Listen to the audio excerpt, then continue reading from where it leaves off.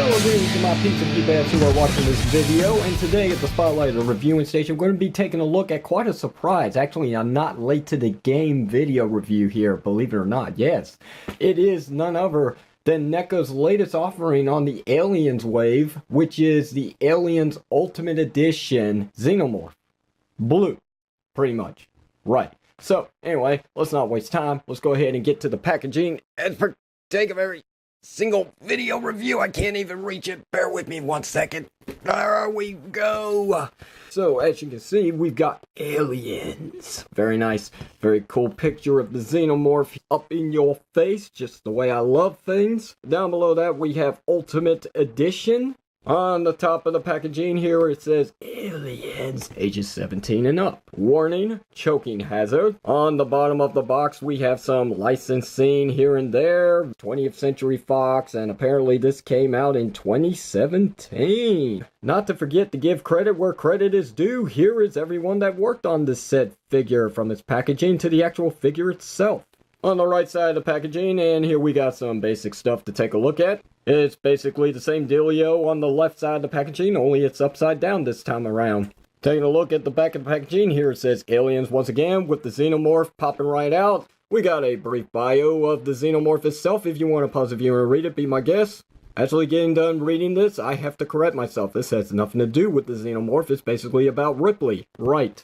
There's a good look at the prototype action figure here in all of its glory. Here's a look at some of the contents that comes with the set. And here's one last look at the prototype of the Xenomorph action figure in all of its glory.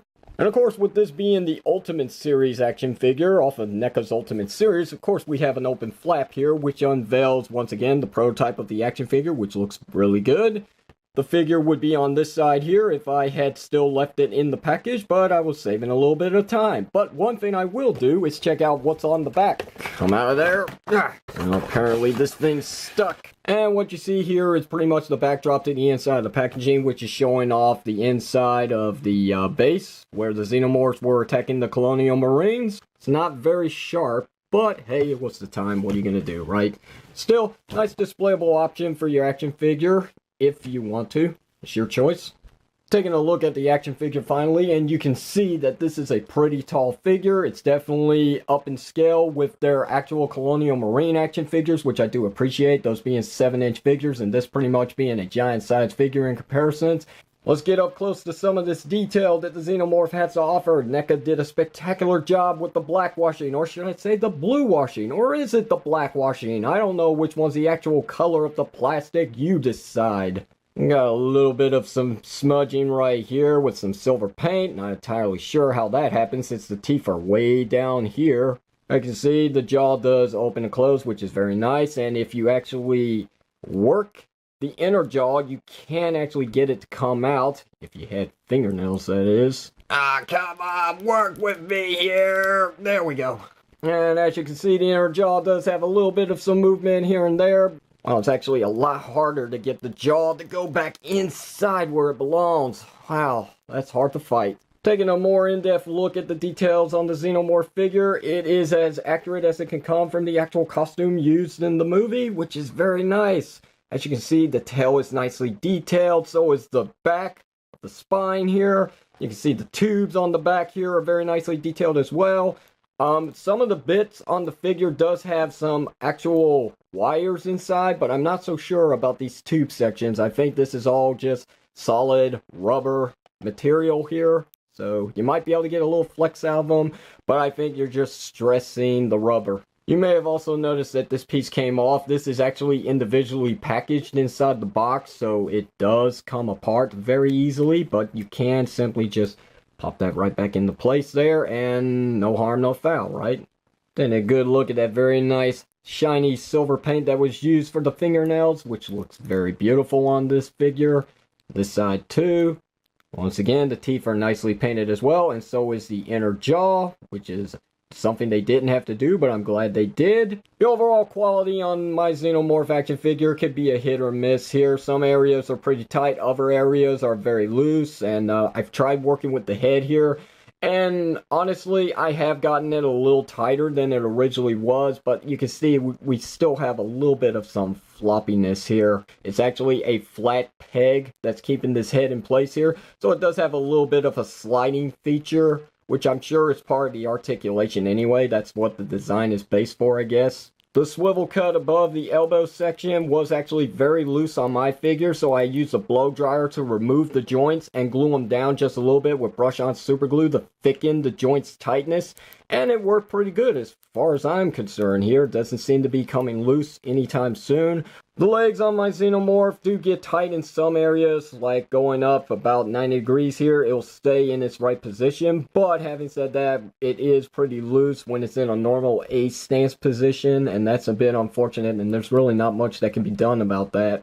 But regardless of some loose joints here, I gotta say this figure is a ton better when compared to the last figure I reviewed from NECA, which is their Machiko action figure. Get into articulation of the action figure, and we do have a ball joint at the neck, which does allow a little bit of some movement here and there, especially with an inquisitive pose. These wires right here are part of the sculpt, and they will rip if you are not careful. The shoulder is a ball joint. You get this much inward and outward movement. You do get a full 360 rotation without hindrance. There's a swivel cut at the upper section of the elbow. The elbows are double jointed, so you do get way more than 90 degrees of bending, which is very amazing. For some particular reason, we have a swivel cut at this area here. There's a swivel cut at the wrist. There's also a hinge joint to allow some inward and outward movement.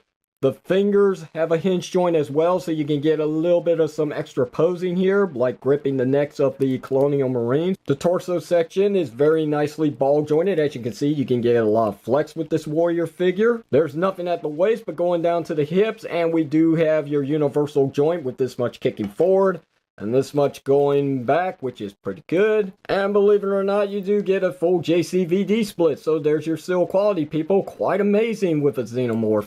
There is a swivel cut at the hip section. The knees are double jointed, so you have no restriction whatsoever. Get as much posing as you want. The feet are on some very nice ball joints, so you do get a lot of movement up and down, which is very good. You also get your ankle rocker pivot, which is very nice. And last but not least, we also have toe articulation. Let me correct myself, that's not where the articulation ends, because we have some at the tail. We got a swivel cut here to allow some whipping around, and the tail is actually very nicely wired, so you can get whatever poses you could possibly get out of it. It's your choice. So if you want to do something like that, maybe a pretzel knot, you could, without any hindrance whatsoever.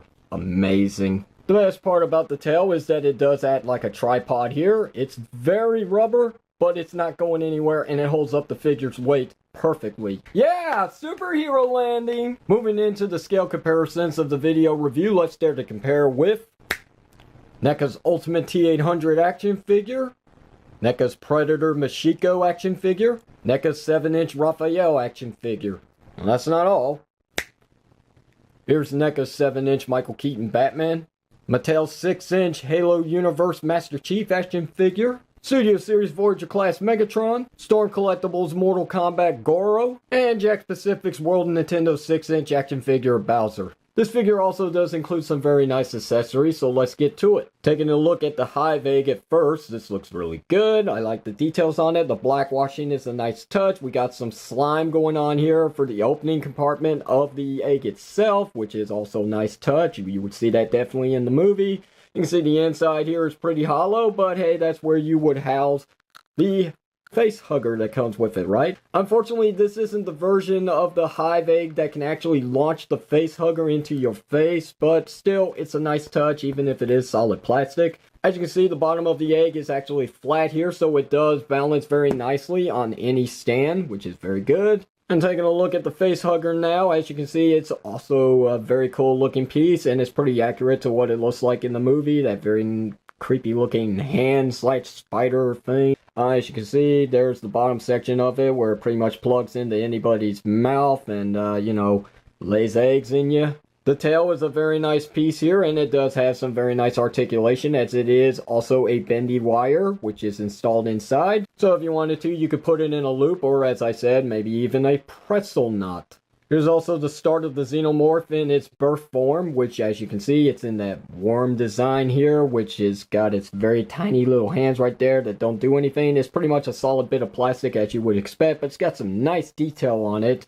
Kind of bloody as well, which I guess is supposed to, you know, the chest burster. I finally got the name right. There we go. So yeah, the chest burster does actually sport a little bit of blood as it probably just burst out of somebody's chest. So if you want to display it like that, it's something. Or you could do something like this. This is also something that's very hilarious. As you can see, the tail is also incorporated with a very nice bendy wire here, so you can get it to loop around if you wanted to and strangle the chest burster. It's an option. As you can also see, we got some holes at the bottom here, which actually you can see the wire on the inside, which is a very nice attention to detail. And with a little bit of working, you can get the chest burster to actually stay displayed nicely without falling over on any stand, which is very good. So overall thoughts on this action figure, it's a much needed improvement when compared to the previous figure that I reviewed, which was their Machiko figure from the Predators line, which really had some complications. This one did go through some minor changes here because of my doing,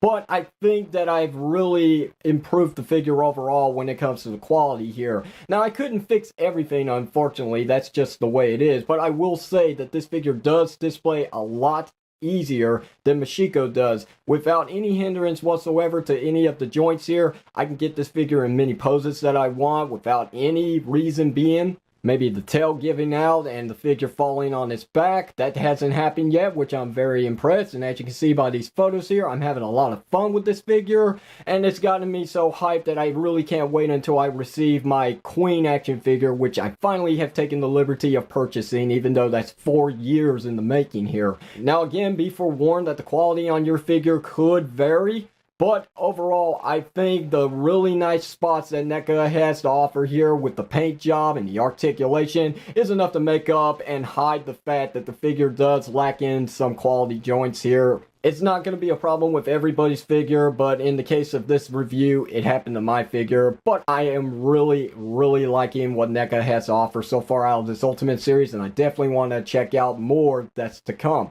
So questions or comments, you know to do, hit it down below in the comment section of the video. If you like today's video review, hit the thumbs up button. Don't forget to give me a sub up. If you didn't like it, hit the thumbs down. Don't forget to throw in the towel. And until then, my friends, this is the Unprofessional Toy Reviewer Hasbro signing off by saying, when the opportunity persists, don't give up on your dreams, seize the moment.